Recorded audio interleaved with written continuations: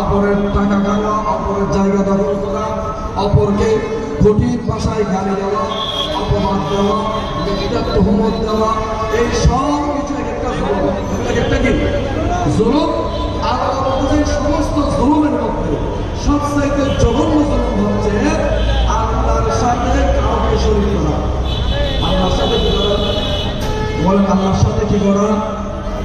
অনেক ব্যক্তি আছে জানে না, বুঝে না, মাজারে এসে মাজারওয়ালাকে চিনি দেবে। এরকমও কিছু অজ্ঞ আছে না নাই? এই ধরনের অজ্ঞদের সাথে ইসলামে আহলে সুন্নতের কোনো সম্পর্ক নাই। মাজারে চিনে দেওয়া জায়েজ নাই, মাজারওয়ালাকে চিনে দেওয়া জায়েজ নাই। যারা চিনে দেয় এদের সাথে ইসলামের, এদের সাথে আহলে সুন্নতের কোনো সম্পর্ক নাই।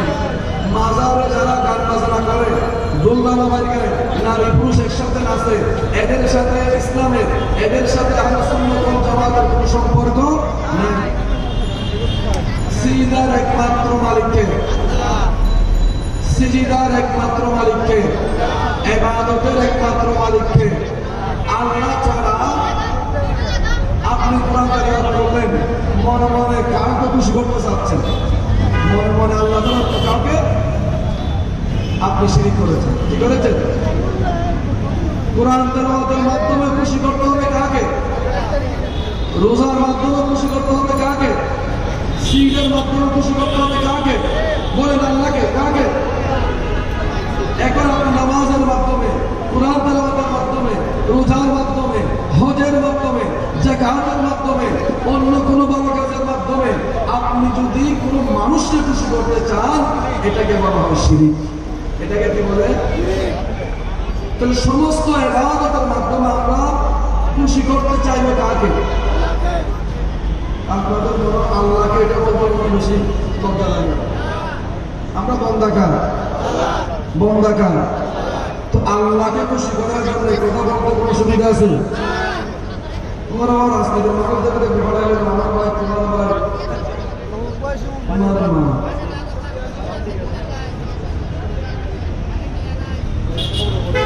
অবশ্যই করেন আল্লাহুম্মা মুহাম্মদ আওয়াজে সাল্লাল্লাহু সাইয়্যিদিনা মাওলানা মুহাম্মদ ওয়া আলিহি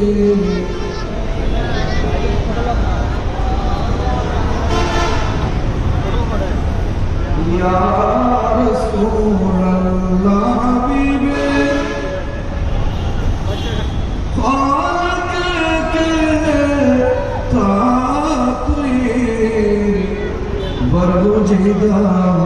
जुल जलाले पाक भी हम था तुही अल्लाहुम्मा।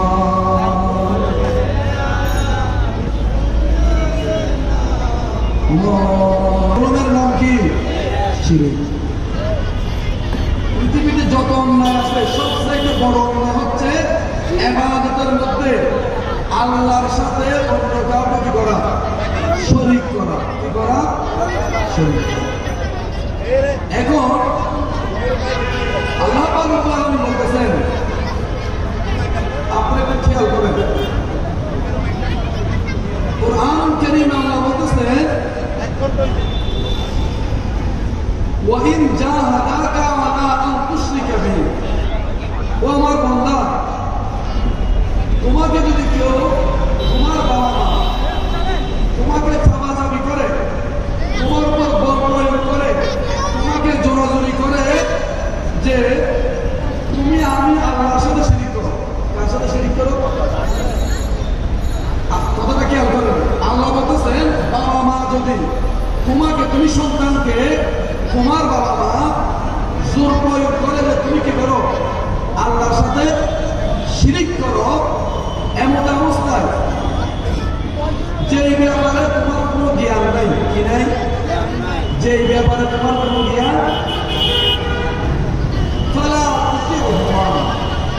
এই ব্যাপারে তুমি তোমার বাবা মার কথা শুনবে না, মানবে না। সূরা লুকমানের মধ্যে আল্লাহ বলেছেন, কোথায় বলেছেন? সূরা লোকমান 21 নম্বর পারা 11 নম্বর পৃষ্ঠা। ওয়াসাহিবুহুমা ফিদ দুনিয়া মারুফা।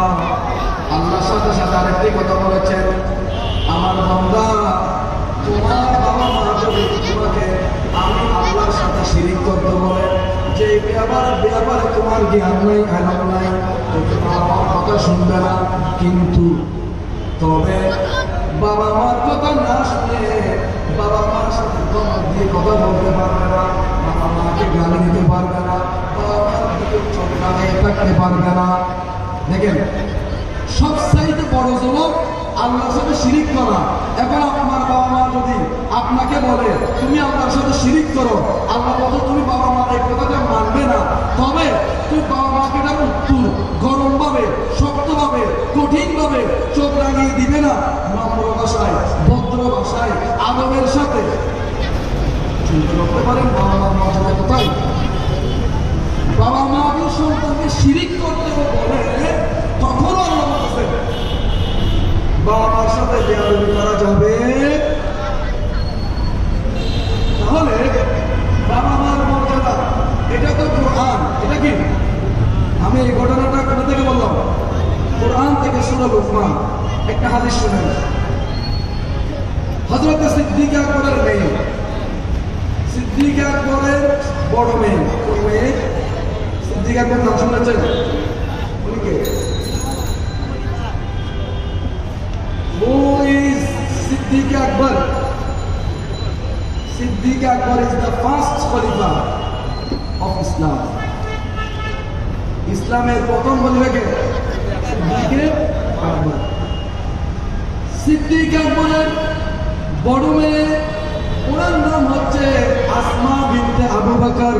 ওনার নাম কি বলেন? ওনার নাম কি? আসমা বিনতে আবু বকর। একটা ঐতিহাসিক নাম, একটা ঐতিহাসিক নাম। আমার রসুলের জন্য অনেক খেদমত করেছেন, রসুলের জন্য খাবার নিয়ে যেতেন, রসুলের জন্য দুধ নিয়ে যেতেন। রসুল যখন ইবাদত করতেন গায়ে হেরার মধ্যে, রসুল যখন হিজরতের রাত্রে গায়ে সুর মধ্যে অবস্থান করেছিলেন, আমার রসুলের জন্য যে মহিষী নারী খাবার নিয়ে যেতেন, ওনার নাম ছিল মা। একজন ছিল মা খাদিজাতুল কুবরা। গান হেরার মধ্যে গান সুর মধ্যে নিয়ে যেতেন আসমা বিনতে আবি বকর। মক্কা থেকে যখন মদিনা হিজরত করে যাচ্ছিলেন, একটা গুহার মধ্যে আশ্রয় নিয়েছিলেন রাসূল। সেখানে নবীর জন্য গোপনে গোপনে খাবার নিয়ে যেতেন কে? বলেন না কে? আসমা বিনতে আবি বকর রাদিয়াল্লাহু তাআলা আনহা। ওই মহিষী নারী, উনি আমার রাসূলের কাছে গিয়ে বলছেন, ইয়া রাসূলুল্লাহ, আমার আম্মা সিদ্দিক আকবরের স্ত্রী, উনি তখন ঈমান আনে নাই। কি আনে নাই?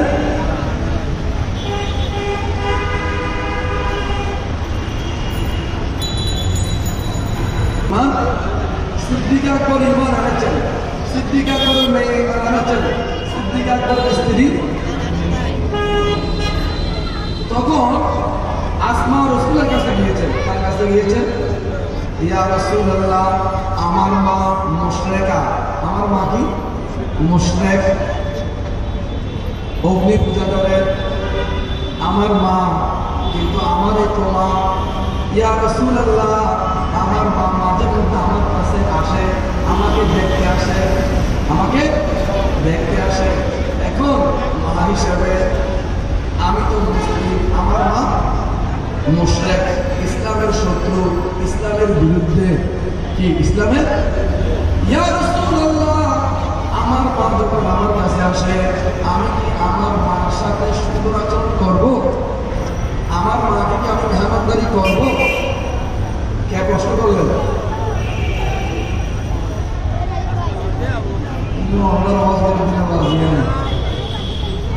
হযরত আসমা, নাম কি? সিদ্দিক আকবরের বড় মেয়ের নাম কি? জান্নাতি নাম। মুখস্থ নাম। সিদ্দিক আকবরের বড় মেয়ের নাম কি?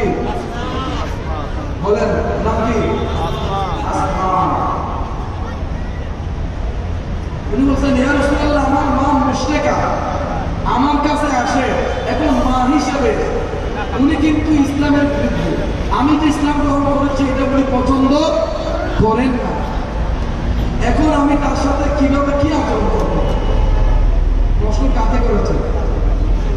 নবীকে, কাকে? নবীকে। আমার রাসূল বলেছেন, তিনি বলেছেন, ইয়া রাসূলুল্লাহ, ইন্না উম্মি কাদিমাত আলাইয়া ওয়া হিয়া মুশরিকাতুন ওয়া হিয়া রাগিবাতুন আনিল ইসলাম। বলেছে, ইয়া রাসূলুল্লাহ, আমার মা মুশরিকা, তিনি ইসলাম পছন্দ করে না, ইসলাম থেকে বিমুখ। তিনি আমার কাছে এসেছেন, আপা আসিহা, আমি কি তার সাথে সদাচরণ করব? আমার উত্তর দিয়েছেন, সিরিহা ও আসলা, মুশরিক হলেও, বেঈমান হলেও, কাফের হলেও সে তোমার মা। আমি নবী যে ইসলাম নিয়ে এসেছি, সেই ইসলামের মধ্যে তোমার মা তোমাকে সম্মান দেখাতে হবে। তোমার মা মুশরিক হলেও তোমার মার সাথে সদাচরণ করতে হবে। মা কষ্টে থাকলে তাকে সাহায্য করতে হবে। মা অসুস্থ হলে চিকিৎসা করতে হবে। হোক না তাই সে কাফের, হোক সে মুশরিকা, হোক সে অন্য কিছু, তারপরেও আমি নবী যে ইসলাম নিয়ে এসেছি সেটা মানবতার ধর্ম। সেটা মা যে ধর্মের হোক, তুমি যে ধর্মের হোক, মার প্রতি সম্মান দেখাতে। ইসলাম মাকে কোন জায়গায় সম্মান দিচ্ছে? ইসলাম বাবাকে কোন পর্যায়ের সম্মান দিচ্ছেন? ইসলাম নবীকে কোন পর্যায়ের সম্মান দিচ্ছেন? এগুলো আমাদেরকে বুঝতে, আমরা আমাদের সমাজে বন্ধু বান্ধবের মুরব্বীদের সম্মানের কথা কি বলবো? আমি এই জন্য দুটা আয়াত করেছি। একটা শুধু যেটা করেছি একটা মার সম্মান সম্পর্কে, আরেকটা নবীর সম্মান সম্পর্কে। তার সম্মান, কারণ এই জমিনে আল্লাহর পরে এদের চেয়ে সম্মান কার্য আছে। এখন এমন একটা যুগে আমরা আসলাম যেখানে খুব নবীর সম্মান নিয়ে টানাটানি করে, নবীর সম্মানে শব্দ পাঠায়, যা যা শব্দ ব্যবহার করে, নবীর স্ত্রীদের সামনে যা যা শব্দ ব্যবহার করে, নবীর মার সামনে, নবীর সন্তানের সামনে, নবীর ওয়ালিদের সামনে, এখানে আমরা আপনি কি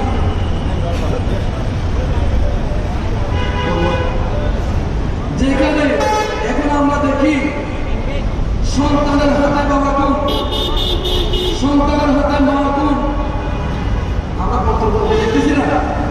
তো সেখানে আমি আপনাকে, আমাদের এই অধপতন কেমন হয়? আমাদের এই অধপতন, যে মুসলমানের নবী মুসলমানদেরকে শিখিয়েছেন, আমার নবীর দুমা, আমার নবী যখন ছোট ছিলেন মা তো দুনিয়া থেকে চলে গিয়েছেন, আমার নবীকে যিনি বিজ্ঞান করিয়েছেন মা হালিমা রাদিয়াল্লাহু তাআলা আনহা, মা হালিমাতুস সাদিয়া, আমার রাসূলের দুমাতা, তিনি রাসূলের কাছে যখন আসতেন, মক্কার মধ্যে একটা জায়গা আছে, ওই জায়গার নাম হচ্ছে জিরানা। ওই জায়গার নাম কি? জিরানা। হুনাইনের যুদ্ধের পরে আমার রাসূল যখন সেই জিরানা নামক স্থানের মধ্যে প্রস্তুত গরিবের মাল বন্টন করতেছেন, মা হালিমাতুস সাদিয়া আমার নবীর কাছে যাচ্ছেন অনেক দূর থেকে। এখন তো অনেক দোকানপাট, মরুভূমির মধ্যে অনেক দূর থেকে একটা লোক দেখা যায়, গম নেই, পানি নেই, গাছপালা নেই, একটা মহিলা আসতেছে। সাহাবায়ে কেরাম বলেন, আমরা ওদিকে তাকিয়ে থাকলাম, একজন মহিলা আসতেছে। আস্তে আস্তে হাত্তা জানাত ইলান নবী সাল্লাল্লাহু আলাইহি ওয়াসাল্লাম, আস্তে আস্তে আমার নবীর কাছে চলে আসলেন। কোথায় চলে আসলেন? নবীর কাছে চলে আসলেন। নবীর কাছে যখন আসলেন, আমার রাসূল ফাকামা রাসূলুল্লাহ, আমার রাসূল দাঁড়িয়ে গেলেন। নবী হয়ে গেছেন, বলেন না কি হয়ে গেছেন? নবী দাঁড়িয়ে গেলেন। ফাবাসাতা রিদাহু, আমার নবীর কাঁধে একটা চাদর ছিল, নবীর কাঁধে একটা চাদর ছিল। সাহাবায়ে কেরাম বললেন, আশ্চর্য হয়ে গেলাম, এই কোন মহিলা, এই কোন সম্ভ্রান্ত মহিলা, এই কোন বাদশাহী মহিলা, যে মহিলা আসলে নবী দাঁড়িয়ে যায়, যে মহিলা আসলে নবীর চাদর, এটা তো ওই নবী যে নবী তো তোমার নামার জন্য মানুষ পাগল হয়ে যায়, যে নবী ইশারা করলে চন্দ্র দ্বিখণ্ডিত হয়ে যায়, যে নবী ইশারা করলে গাছ এসে যায়, যে নবীর চেহারা মোবারক উপরের দিকে তাকালে আল্লাহ বলে وجهك في السماء فلنولينك قبلة ترضاها যে নবী মনে মনে চাইলে আল্লাহ কিবলা পরিবর্তন করে দেয় যে নবীর চেহারা দেখলে জাহান্নাম জান্নাতি হয়ে যায় যে নবীর চেহারা দেখলে বেঈমান ইমানদার হয়ে যায় সেই নবী দাঁড়িয়ে দিয়েছেন সেই নবী চাদর বিছিয়ে দিয়েছেন সাহাবারা আশ্চর্য হয়ে গেল এটা কোন রাজকীয় মহিলা এটা কোন আরে যে নবীর তুতি নেওয়ার জন্য আমরা পাগল যে নবীর হুজুর পানি নেওয়ার জন্য আমরা পাগল নবীর উপর ফেললে মাটির উপর পড়ে না সাহাবারা মিলে বুকে মালিশ করে বুকে একটা সাধারণ মহিলা কাপড় সাপড়ে তেমন কোনো কিনা আল্লাহ এটা কোন মহিলা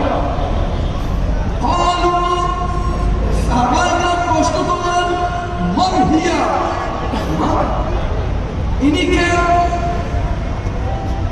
এটা কোন মহিলা এমন সম্মানী মহিলা যিনি আসার ফলে রাসূল দাঁড়িয়েছেন যিনি আসার পরে রাসূলের চাদর মোবারক বিছিয়ে দিয়েছেন তো সাহাবীদের মধ্যে যারা চিনে ওরা বলছেন উনি তো ওই মা আল্লাহী হিয়া আরবাতু এটা ওই মহিলা যেই মহিলা ওই ভাগ্যবতী মহিলা যেই মহিলার দুধ আমার রাসূল পান করেছে তাহলে যেই মা হালিমাতুস সাদিয়া নবীকে গর্ভধারণ করে নাই কি করে নাই গর্ভধারণ করে নাই দুধ পান করেছেন মাত্র সেই মাকে দুধু মাকে সম্মান দেখাবার জন্য নবী দাঁড়িয়ে গিয়েছেন নবীর এই জান্নাতি চাদর যেই চাদরের দাম সারা পৃথিবীর আসমান জমিনের চেয়ে আমার রাসূলের চাদরের দাম বেশি সুবহানাল্লাহ বলুন না নবীর চাদরের দাম কি আসমান আর জমিনে যা আছে সব কিছু সে নারে তাকবীর নারে রিসালাত নারে গাউসিয়া শাহিন শাহের মদিনা সম্মানিত